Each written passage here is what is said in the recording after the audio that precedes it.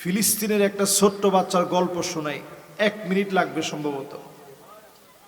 ফিলিস্তিনের ছোট্ট একজন যুবক, মাত্র 11 কিংবা 12 বছর বয়স হবে। এই যে মাশাআল্লাহ আমার এই ভাতিজাগো মতো বয়স। বাবা যিনি পাঞ্জাবি পরে আসো, তোমার বয়স কত? 8 বছর। 12 বছর কার দেখি? তোমার কত? মাশাআল্লাহ, এটা দাঁড়াও তো তুমি। মাশাআল্লাহ, এবার বস। ওর বয়স কত? এইরকম একটা ছোট্ট বাচ্চারে